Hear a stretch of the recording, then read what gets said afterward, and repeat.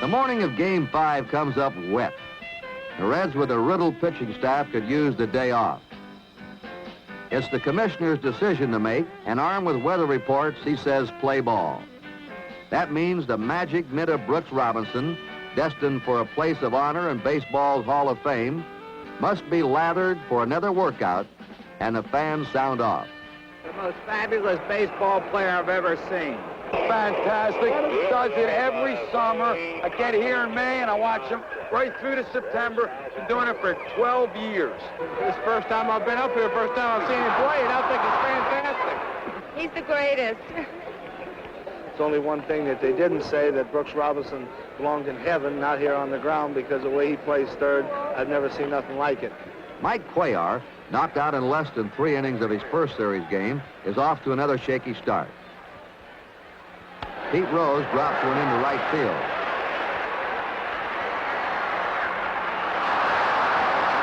In on his nose, just to make sure, is Rose.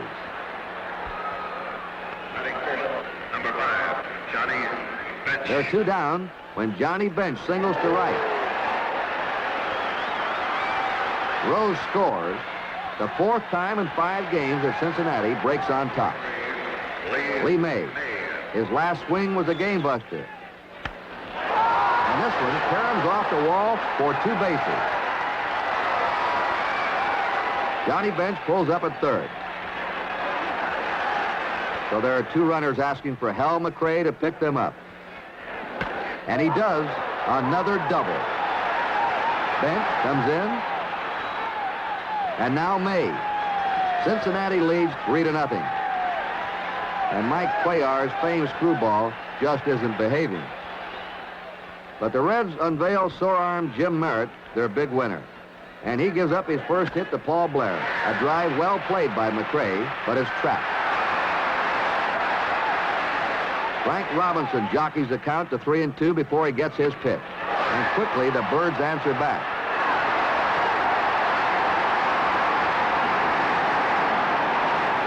Robinson, the only player ever picked as most valuable player in both leagues, still lets his bat do the talking.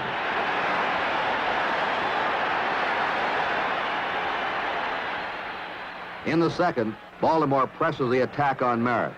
Johnson is on with a walk when Echeverria rips the single up the middle. Runners on first and second. Out of the dugout, manager Sparky Anderson. Badger, I know you feel fine, and I know... I'm not sorry, Sparky, really. Oh, I know that. I know that, Badger, but I'm going to have to make a decision, and I'm going to make it like I always make. Well, and I know you feel good, and I appreciate you going out here today. Believe me. But I know this. For you to stay out here over 4 or 5 innings a day, it ain't going to do you no good. I appreciate you going there.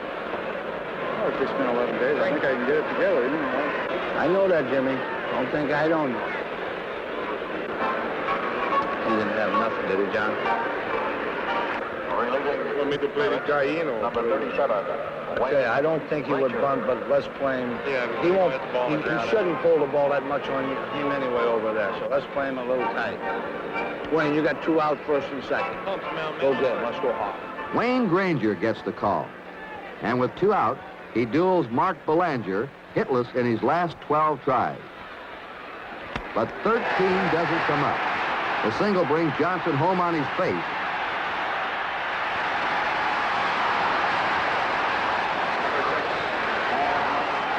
Paul Blair comes up with a score tied. And he punches another hit through. This time, Echeverria beats the throw, and the Orioles lead 4-3. And doomsday is written all over Johnny Bench's face. In the third, the Orioles continue the shelling. Boog Powell leading off.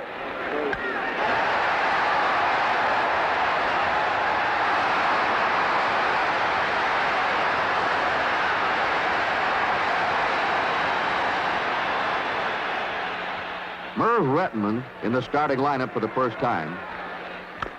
Single. Tolan goes for Powell at the plate. But it's another run for the Orioles.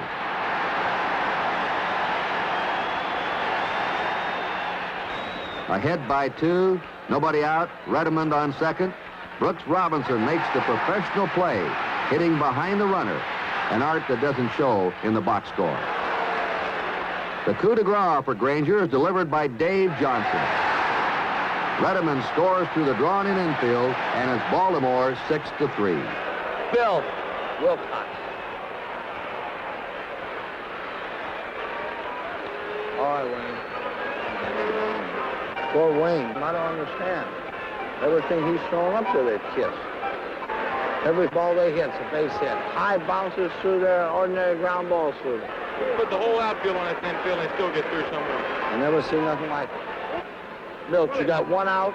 You got a man on first base and 1 out. Go hard. Young Milt Wilcox, in relief of Granger, holds the Birds the hard way. Frank Robinson smashed ricochets to Perez for the putout.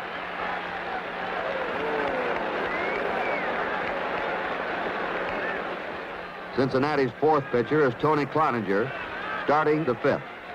Second man he faces is Redmond, and Murr's drive stays fair, curling just inside the right field foul pole.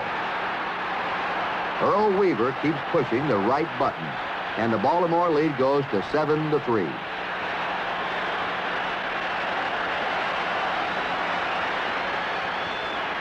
In Cincinnati's next turn, Tony Perez hangs 1 out. But here Belanger shows a real streak of larceny. And over the last 5 innings, Mike Cuellar hasn't given up a hit. In the 7th, 2 men on, the pinch hitter is Bernie Carbo. And Mike Cuellar starts his own double play.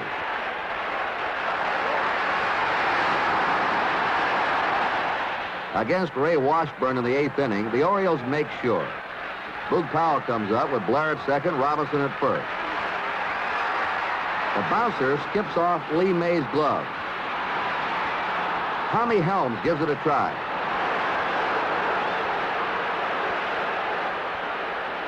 And Paul Blair scores all the way from second. The desperate Reds come in with Clay Carroll. Dave Johnson's 3rd hit streaks up the middle. And Frank Robinson registers the Birds' 9th and final run. But don't go away. There is one more memorable moment before the curtain comes down. Johnny Bench leads off the 9th. And again, Brooks Robinson jams up the machine. Fair or foul, Houdini at the hot sack does his thing. For Mike Cuellar, after a rough start, the series comes down to 1 more out. The pinch hitter is Pat Corrali. And poetic justice directs this routine grounder to the right man. Sweet bird of ecstasy. The year-long run for redemption is over. The Orioles, in the role of beaten favorites, come roaring back. And Brooks Robinson, held to 1 hit in the World Series of 1969, hits the jackpot in 70. 1 year, the taste of ashes, now the taste of champagne.